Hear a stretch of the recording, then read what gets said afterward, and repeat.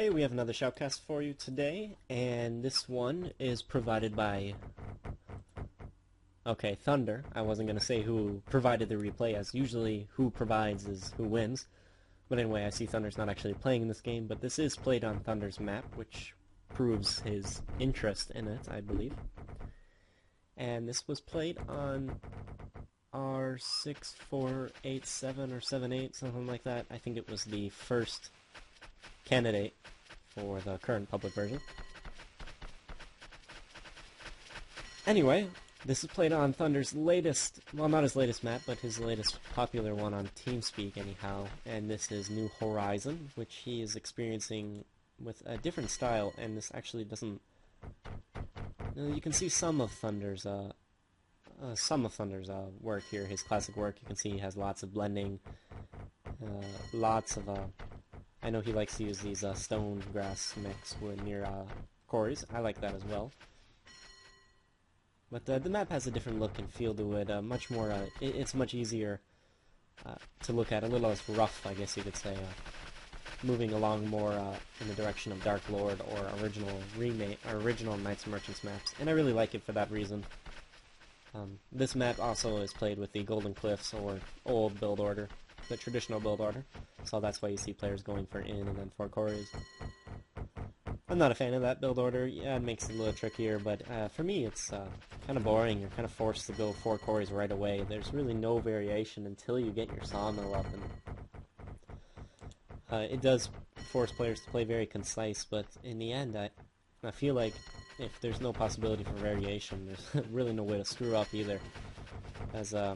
As long as you get your 4 quarries up and don't really screw up on wood, it's pretty straightforward. You know exactly how you have to play, and the armies are usually all pretty close to the same. And for me, it's very uninteresting, but nevertheless, I'll stop railing on the build order, and I'm going to turn the sound down a little bit. Anyway, and continue with the game. Let's see, they're playing left versus right for the most part. And I think that's really the only way you can play this map, but nevertheless, that's how this is being played. And we have, looks like Big Krolik, Langer, Arrow, and Romic against Cochise, Mexican Tea, Wolashek, and Rom. And I want to point out, I believe this game was played when Arrow was a bit weaker, but I'm not sure. Langer is getting better. Big Krolik, Rom, Wolashek are 3 players who I know are in the lower skill set. They're just the average skill level on TeamSpeak. Of course, when it comes to randoms, they're much better, but nevertheless, so we see only Mexican Tea, Romic, and Cochise really stand out as really solid players. Romic, of course, being the best. I'm not sure how long ago this was, and I know Mexican really had that point where he started playing very good, and I'm not sure if this was at that point yet. But anyway, I won't continue to go on about people's skill levels as feelings start to get hurt there. But we'll go along, and this is Rom playing top left. I don't know the locations. I won't even try. I suppose it's one... I don't even know if it's clockwise or anything, so I'm not going to bother with it. Top left, we have Rom. His teammate, Wolashek, playing on the left side. Bottom left, Mexican Tea. Cochise playing bottom middle. Bottom right. On the other side, on the other team is Romic. Right middle is Arrow, and Langer playing top right. And Big Krolik, we saw earlier, middle top.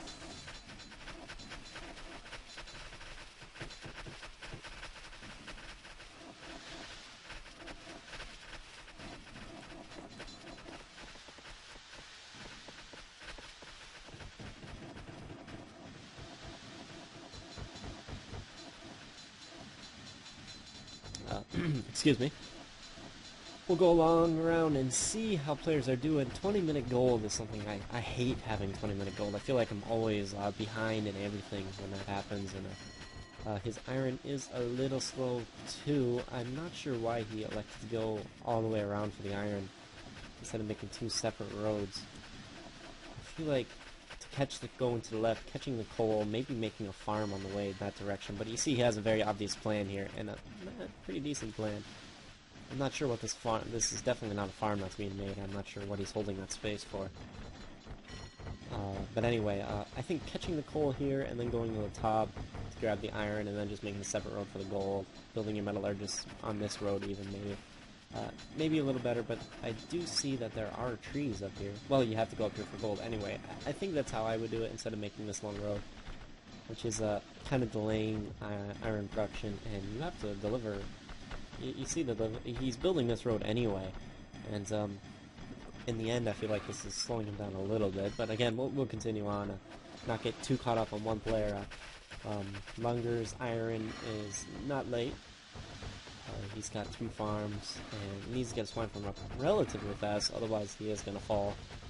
Or his corn, quick corn, I guess you could say, quick corn, is going to be a little wasted. When you see the corn starting to wave in the wind there, that's a good time to start building your buildings that consume corn, because by the time those buildings are constructed, the corn will start being cut. 3 sawmills from him already, and 7 woodcutters, so he is definitely set on wood for a while. Of course, these woodcutters here are a little less efficient, but still working really nicely. They'll work continuously with no waiting time. So, I liked the idea with his wood production here. He is a little lacking, or sawmills are a little idle, but perhaps it's always better to have an idle sawmill than to have a sawmill that you really need to get built, but not have enough wood for it, or having extra tree trunks piling up because you don't have enough sawmills. So I do like seeing that 3rd sawmill. I feel like it can be useful, but again, he's already got plenty of timber in the storehouse, and he's not building in any rapid succession. Only 22 laborers, so perhaps the 3rd sawmill isn't quite necessary. You see this one is full and idle because it's full, so perhaps it's not quite needed. Arrow working on a 4th farm, and it's really time for... Oh, okay, yeah, he is building his 2nd swine farm now. His iron is quite late, so this was back when Arrow was a little weaker, or maybe he's just having a sloppy game, who knows.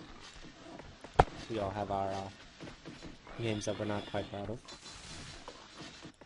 Romic is going traditional swords, it seems, and a 2nd swine farm is just now on the way, which is unusual as he is building a 5th farm.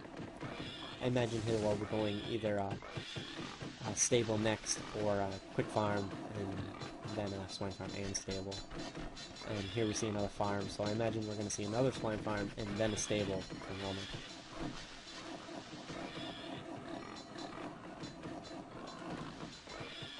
Yeah, I think that's how it would be.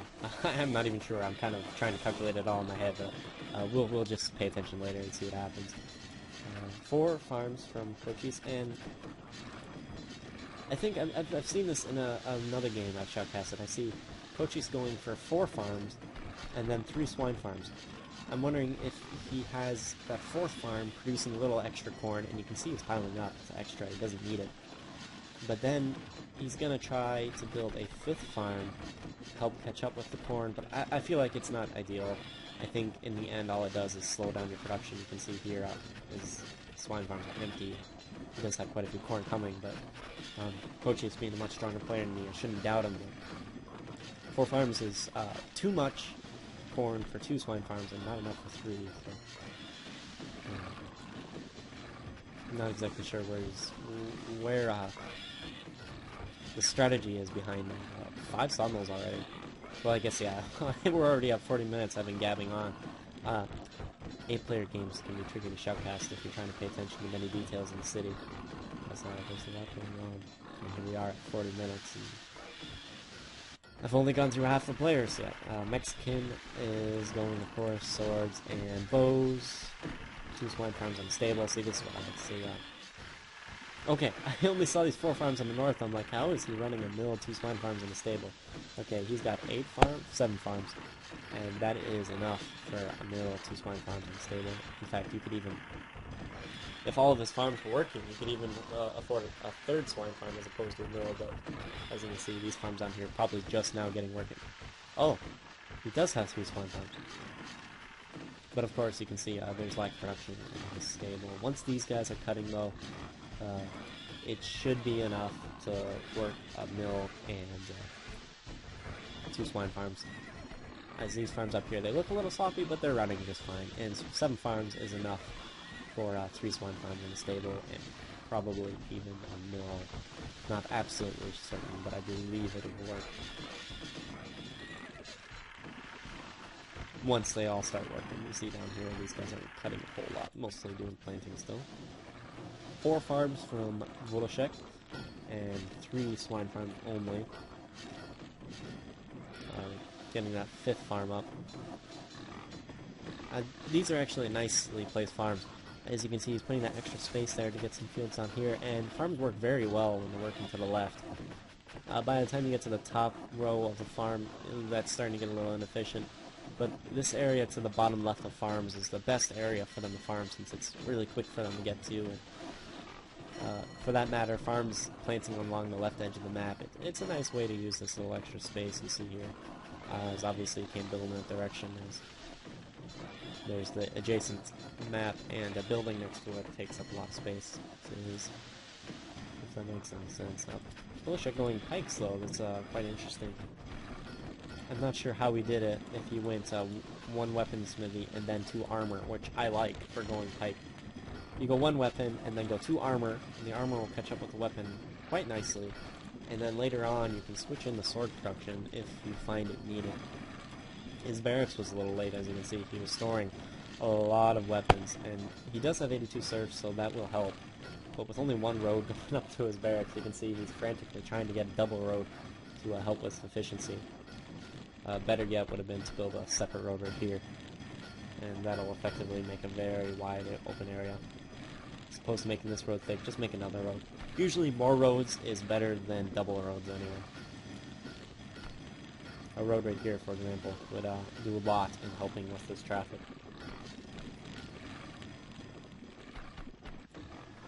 Alright, and Rom has a monster base. This is stretching a long way. I mean, he's got a building down this corner, he's got a building all the way up here, he's got his gold here. This is really stretched out. Probably the largest base on the map, although I see Romic is also rather stretched out, and Mexican T also quite a large base. Here he is building that last farm I was hoping he'd go for. And gonna run over here to Romic real quick. He did go 3 swine farms and did make that extra farm. So yeah, 3 swine farms in the stable.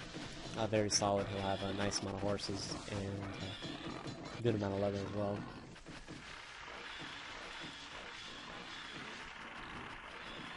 And going through all the players, still have a little bit of extra time, so we'll speed this up just to get to peacetime.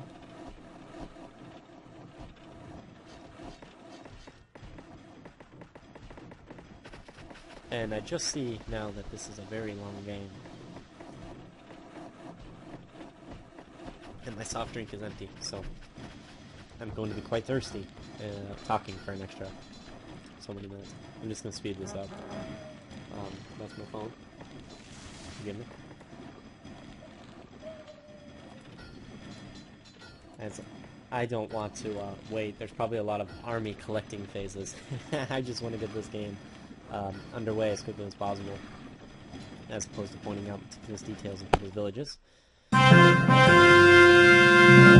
I'm very sorry if you're listening with headphones or it's late at night. I believe that that will also work the same way on the YouTube video, but in this version of the remake there was a little weird glitch with the sound effects.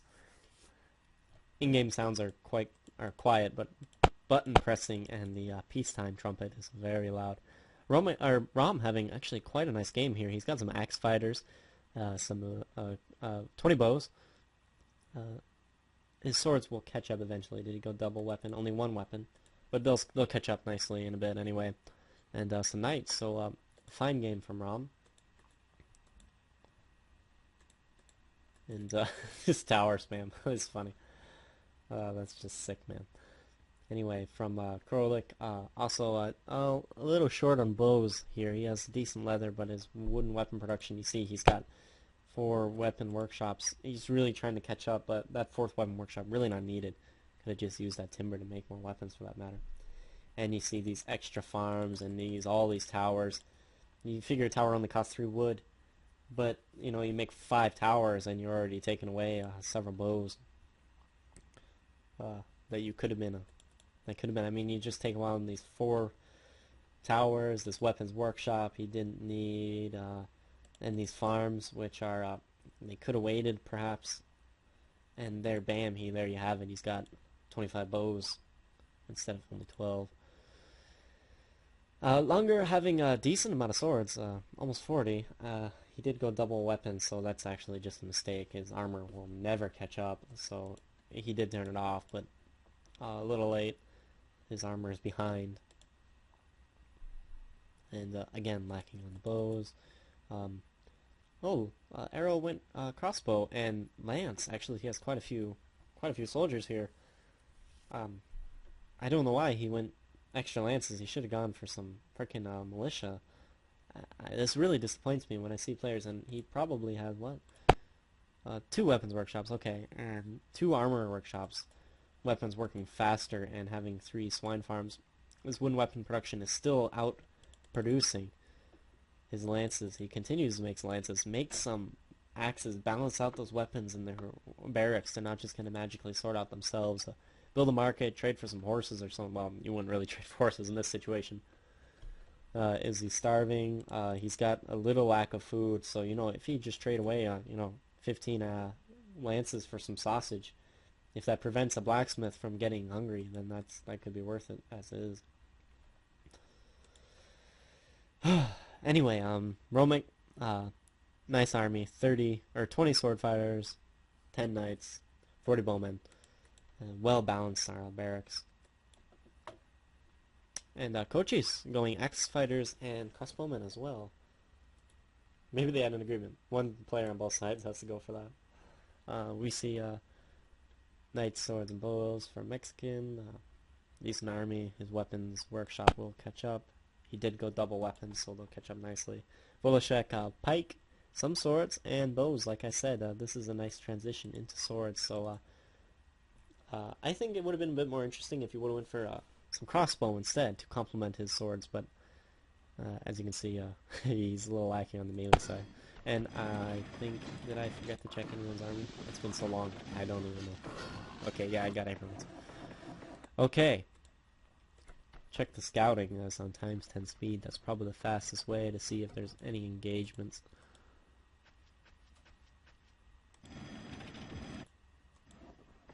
If you build a farm here, you're actually able to block this bridge off entirely. Instead of building a market and a whole bunch of towers here, it's probably better. But no one's getting through this, that's for sure. Kochi's blocked that off really well. And this is the only market you'll ever see Kochi's build. Actually, he's even using it. Kochi's is definitely a market hater. Okay, and this map is definitely known to be campy. A very courageous scout by Mexican T. Very courageous getting that little exploration. I'm not sure if that was on purpose. Probably not. And okay, we see an engagement already. Arrow was lured. Oh, what a lure. Oh my goodness. Oh my goodness.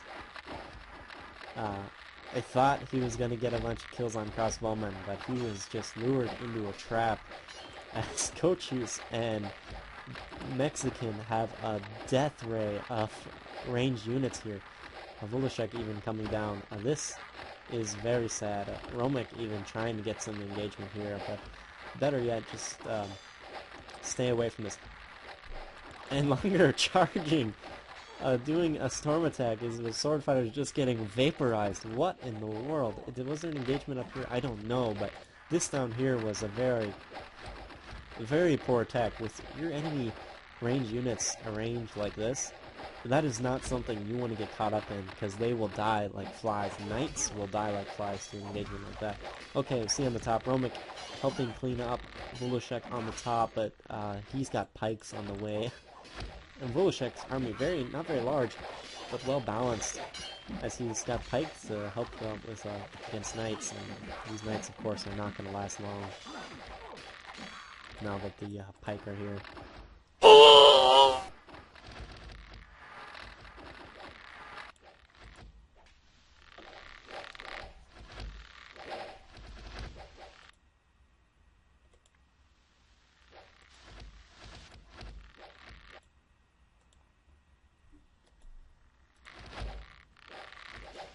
Hmm.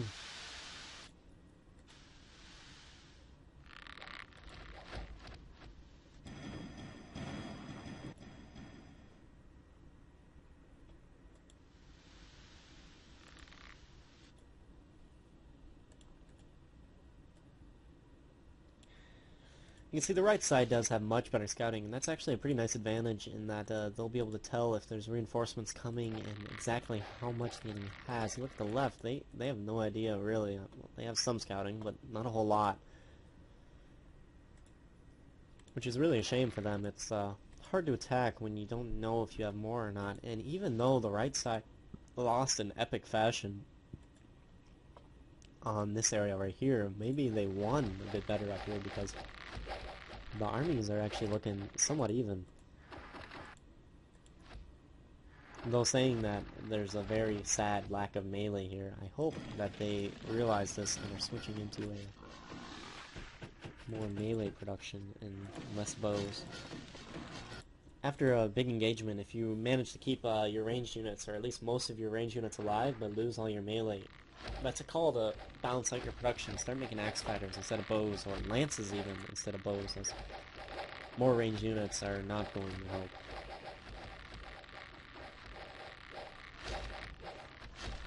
Rom dancing a little too long with his knight, not able to get out of there in time before it is killed. He is killed before the knight is killed.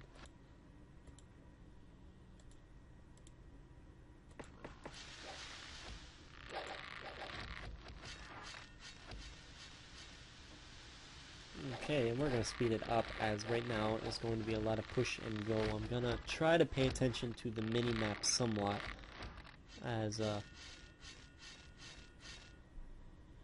want to miss anything.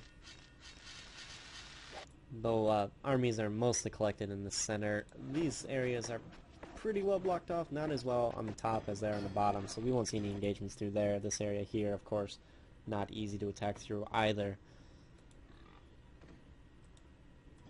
And I'm going to try to keep an eye on the mini-map as much as I can. Looking at the economies, we see Rom is doing a fine job keeping his people fed. Does have a single bakery or double bakery? Where's bakery? Where's bakery? I don't see it. Right here, double bakery. It's a good choice. He's got some wine, so he's got even 46 serfs. Was he attacked? Did I miss that? I hope not. I feel bad if I do. I'm sorry, guys, for missing such action. If he had an army sneaking into his base. I'm wondering, we'll check at the end, if his food drops really low on the food graph, then it was clearly because he's starved. And here we go, is a push from Cochise, Mexican, and their allies. And it's dangerous. They don't see up here. Well, they do have a little bit of visibility.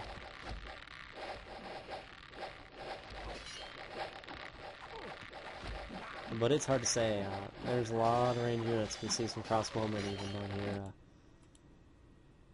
I really think these melee here, most of the army can be sent to top. But as we see in this engagement here, Romic is streamlining in the Cochise base. His knights are going to have a field day in here, and there's nothing. No reinforcements anywhere in sight. These guys from Mexican are really the closest reinforcements. Well, I guess with the exception of these soldiers up here.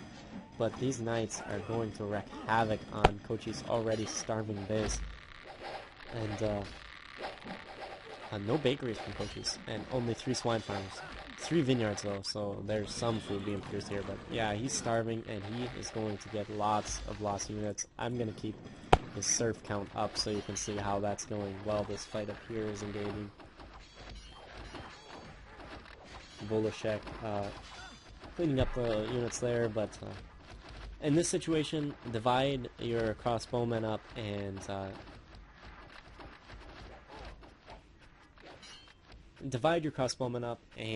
have one group, have the sword fighter chase one group and your others shoot, because the sword fighter will not last long to crossbow fire. And I'm seeing the graph now, Cochise has only 16 serfs, and if you ask me, these knights here have... Okay, sorry, that's really loud. Only so many sounds can be played at the remake at one time, so I'm going to be focusing down here where the fighting sounds are taking up more of the allowed space than the death sounds, because the sound effects are painfully loud.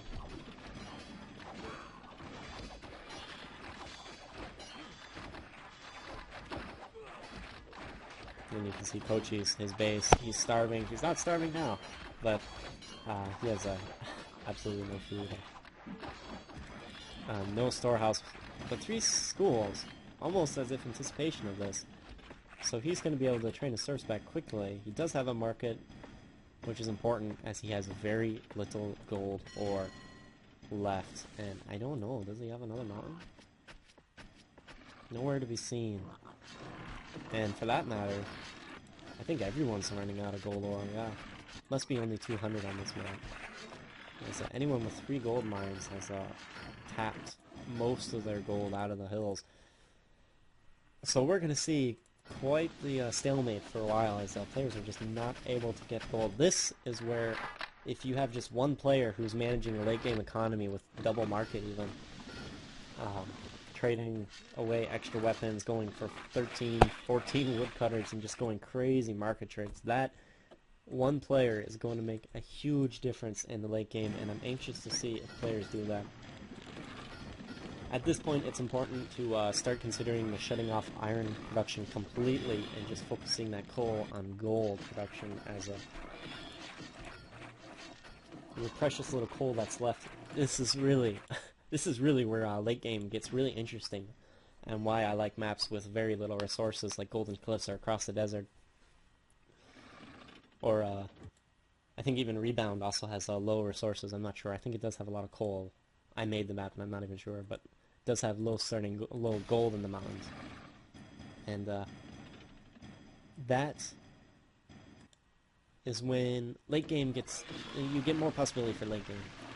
And players are gonna be gonna have to put up extra new coal mines. They're gonna have to put up markets, trade for gold ore, and I'm anxious to see if that happens. Still, the armies are very large at this point of the game. Mostly the armies have been dwindled down a little bit, but you can see still massive amounts of ranged units. Longer, again, charging.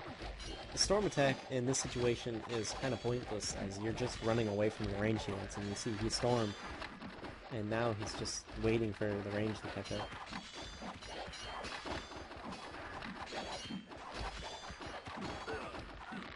A lot of melee coming from up here. These range units really are going to have to stop and shoot.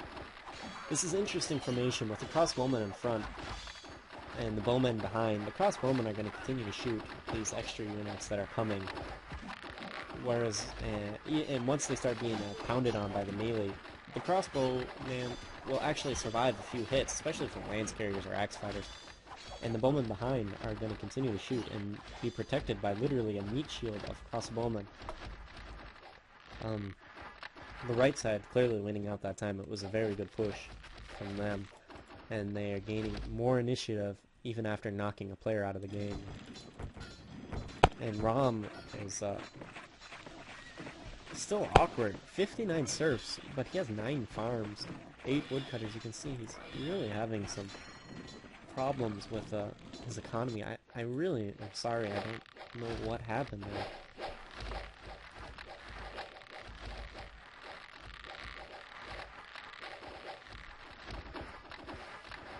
I'm feeling like this game should be over already because Cochise is out of the game, and for now Cochise is out of the game, and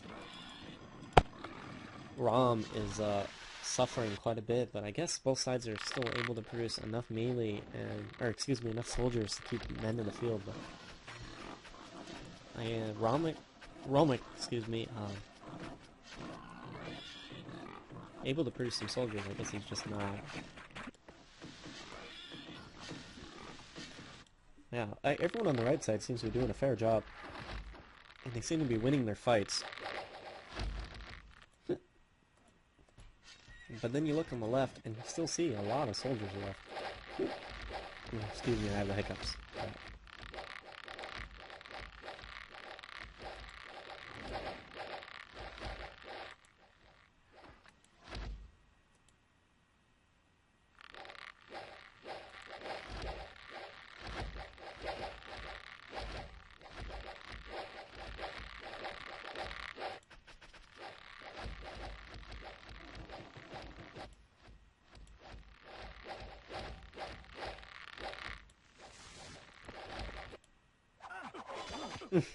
Courageous scout, my Mexican, but really, or knight.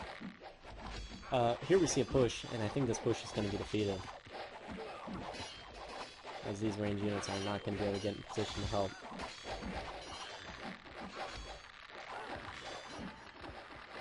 And with the melee units coming up here to support, Mexican Forward and will! Oh my goodness, that sound effect.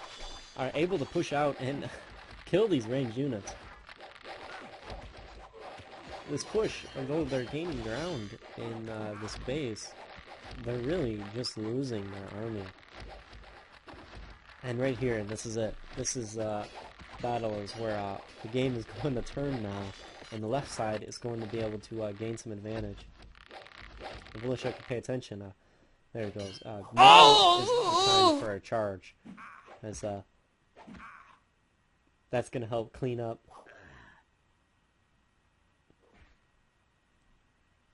these range units. A couple more horse would just be lovely, but this knight here, he's going to get lots of kills, and these lance carriers, it'd be nice if they were a little sooner, as they're just going to have to cry as their companions here get run down by this knight.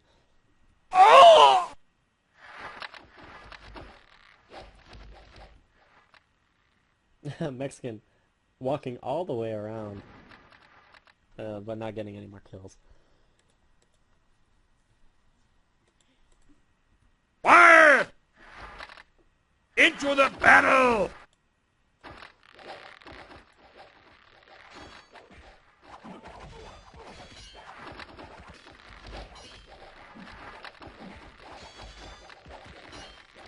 And the left side is now being pushed back as Romic and Arrow are able to do the damage up here. I'm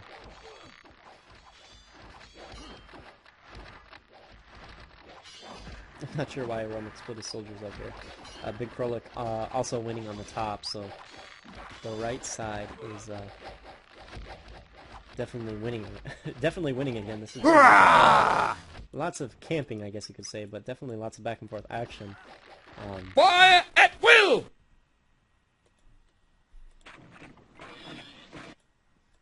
And I believe we're going to get some stalemate time, and we'll look at the bases. Cochise is trading away axes for gold chests, but what he should be doing is trading wooden shields to gold ore. It's 1-to-1, and his 3 metallurgists here, just 15 shields, or shields gone. He could trade 40 shields for heck's sake, and heck, he could trade them all. He's got so many. It looks like he's preparing late game economy. Armory workshops are the cornerstone of a late game economy, as a wooden shield is probably has the best trades in the game, but it takes so long to set the production up. If he is able to switch this economy, I mean, if he were to trade all these shields away to gold ore, I mean, he'd be set for the rest of the game. That's 120 gold chests in the end, and these coal mines here, I don't know, set up an extra 2 markets, have 1 trading gold chests away, trade the rest of your gold ore away, delete these buildings as you're not going to need them anymore. Notice he turned coal off to them. Maybe put a couple of new farms down, go for a 4th swine farm. There's a lot that can be done to balance out this economy. Mexican also has a market trying to get some gold going. In these late games, it's the players who can continue to produce the gold chests are the ones that will win. And it'll be interesting to compare the gold graphs from the right side to the left.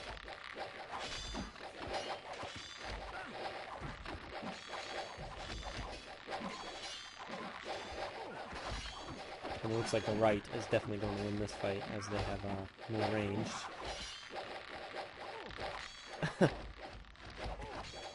But just sloppy handling of these knights. Here's a good example of a nice charge. But these axe fighters are just not going to hold up. Actually, holding up just long enough. Krolik doing a charge over here. There's a lot going on, and I'm missing a lot, and I'm sorry for that. But these knights dancing around, just get out of there, Mexican. You're not going to do anything left with that knight.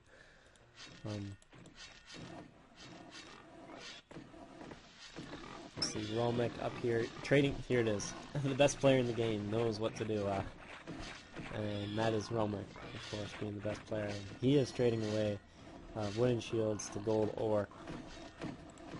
And looks like he tried to keep his iron production going a little longer. He's completely out of coal. He needs another market and a few more armory workshops. And more woodcutters probably to keep wooden shield production going. I think Kochi's economy is better geared to switch over in a late game as he's got 5 armory workshops, but has 71 shields. There we go. Trading wooden shields to gold ore. Perhaps he wasn't aware of the trade, I'm not sure. I believe Arrow is finally jumping on the market bandwagon. This is his first market at 1 hour and 48 minutes. He's finally getting a market up. 2 markets indeed. I'm wondering if someone told him, hey, build markets. Because we see 2 coming up all of a sudden, seemingly out of nowhere. And lots of food. 103 timber in the storehouse. That is crazy. That is 50 wooden weapons lying around doing absolutely nothing. He's got the food to keep his economy going. He's got what it takes. He's even has all 20 laborers, so he hasn't been killing them. What in the world? He's got 3 vineyards and 2 bakeries. Wonderful economy geared to late game, but he's not doing anything with it, which is kind of frustrating. Heck, he needs to build some armory workshops, weapons workshops, or something, and start producing. 1 second, phone. Sorry, had the phone there. I paused the game though, so we didn't miss anything. But anyway, get some weapons workshops, start making some weapons, make some wooden shields, do something with that timber. It's not doing you any good inside. And you can see, it almost looks like guys are AFK. They're focusing heavily on their economies, and that's nice to see because players are going to be, because that gives us a chance to look at their economies, and players are going to start producing. And there we go, deleting coal mines, putting weapons workshops down. We are going full out late game. Tell me this though, why are you building 3 weapons workshops when you have no timber in the storehouse, and you already don't have enough timber for 4 weapons workshops? I don't. And he's also producing wooden shields. Interesting choice. I'm not sure where he's going with that. Perhaps he's going to trade stones to timber. Maybe that's what we're going to see. Probably won't work, but we don't know. Okay, sorry, I shouldn't make fun of McCulloch. He's a really nice guy. Maybe he meant to make a sawmill or something, I'm not sure. But 4 weapons workshops are... or excuse me, 7 wooden... 4 plus 3, 7. They're not going to be able to do anything with only 4 sawmills supporting them. And 6 woodcutters only. Yeah, definitely not. Hopefully he gets that figured out. And Rom, all these weapons in the barracks, this can turn the game. He's trading bread away, strangely, as he's already seems to be having some food problems.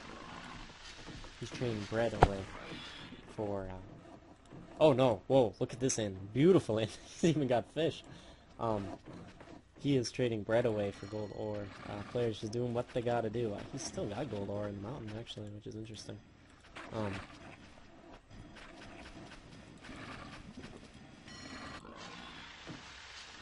And lots of extra corn. 59 surf still. I think he should really... It's hard to say. At this point, probably better to trade... build an extra market, maybe. Well, he's got 2 markets already. Trade 1 for gold ore, or 1 in back between gold ore and coal, and another 1 for chests. And he's got 3 schools. An extra 20 serfs would really help this huge base just work so much better. I don't know. It's hard to focus on your economy and military at the same time. So maybe I shouldn't be judging these guys for having a hard time managing their economies. But it seems guys are finally getting their food issues sorted out. As Volashek also has some beautiful inns, double inn, very smart. He's got wine, sausage, bread, everything being produced. I'm not sure where his vineyards are. Oh, they're up here. 2 of them.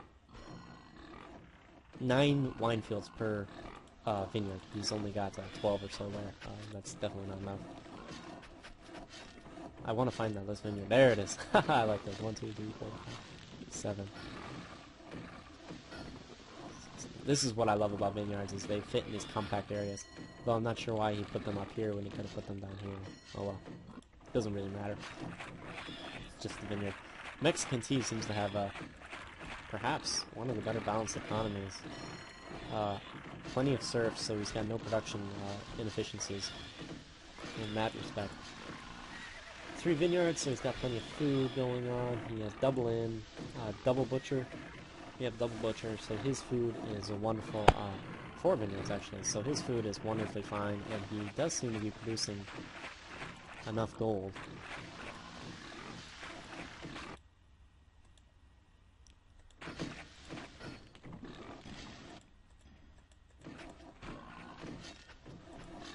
Romic also managing his economy. He is producing gold with 2 schools. He's got plenty of serfs standing around.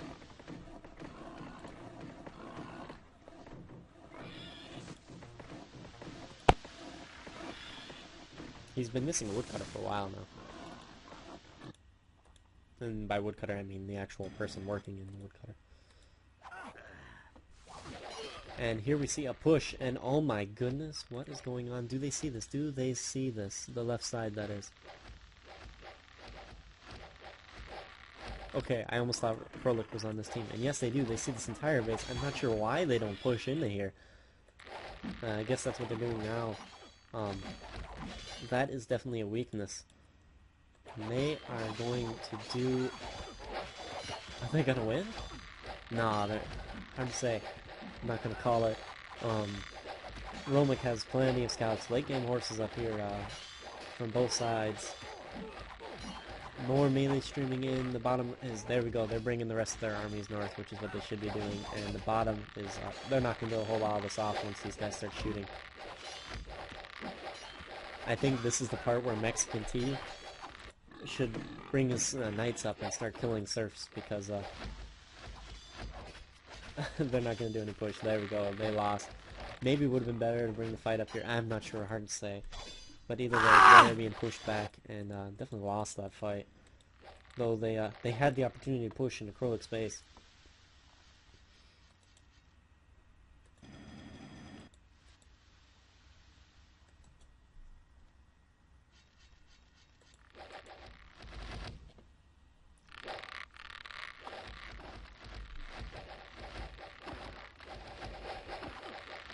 And another storm.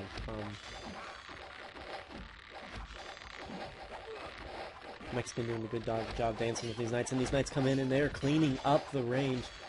No, they're not. These crossbowmen deflected them back and were able to keep the knights away. Crossbowmen kill knights so fast. And here we see the side who pushes loses. That's always a shame to see. 2 pushes back to back, and their armies are gone. Most of the right's firepower is gone too. Kochi's still only 40 serfs. Finally got his shield production figured out. You can see he's definitely lacking in the serfs department.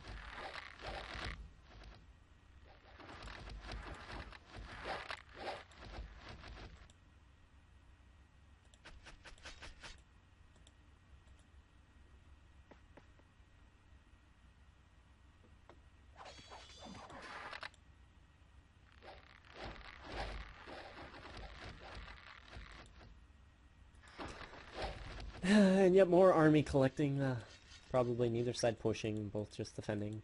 It's the right thing to do, but it's never fun to watch. At this point, I'm just interested in seeing the stats, and seeing how these guys' economies... That's the best way to check how the economy's working, right, is to do the stats.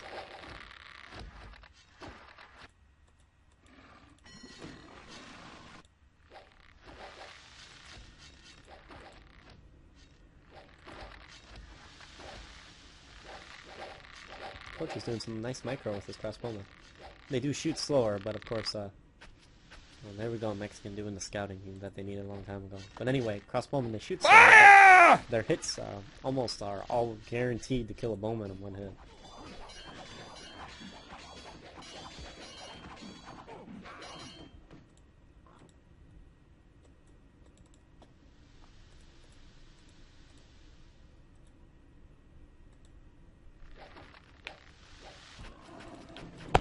Rom's still not making serfs. I really think it would be wise for him to start making serfs. Is that his first?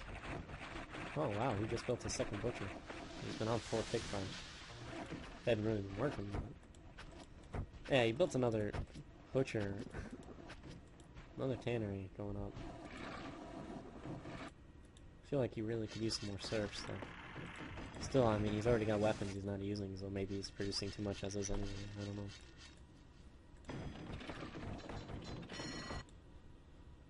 Okay, so army's moving south.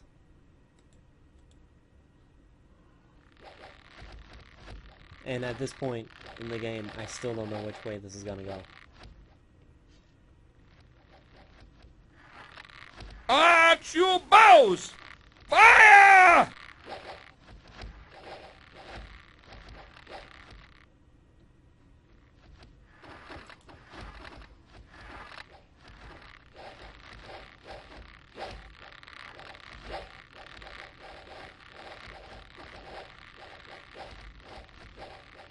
I think the top's gonna win this fight. Yeah, calling it's a bugger and annoying, but don't see how. Yeah, Romex sweeps in, flanking. Oh, Mexican's up here doing some killing too. Oh my goodness, he's got so many scouts up there. Mexican comes in with more soldiers from the left. Oh my gosh, Woloshek's coming in killing. Oh my goodness. Oh my gosh. And the left side won. They got it.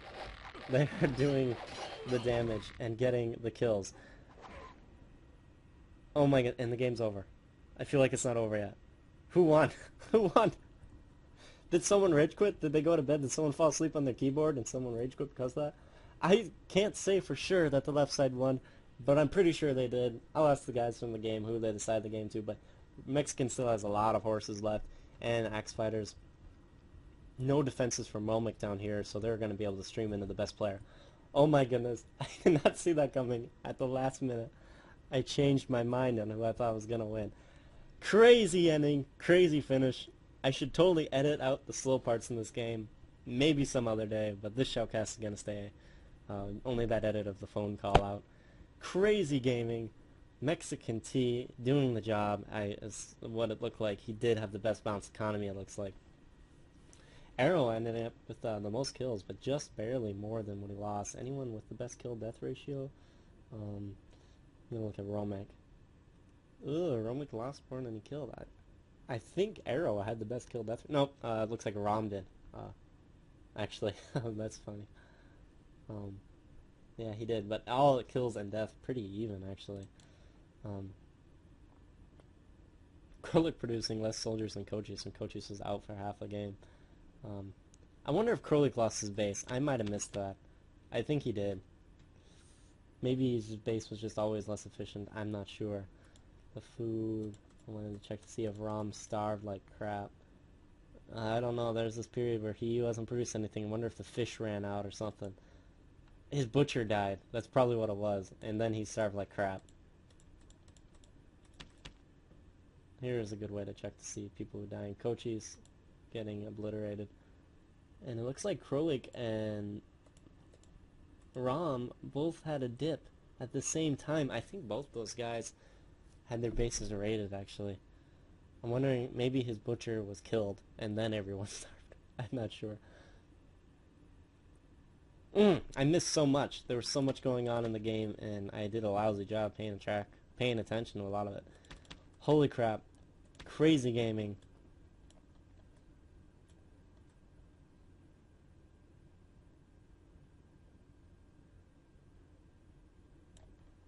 All those wooden shields from Coaches. I wish there was a market graph. That'd be funny. Oh my gosh.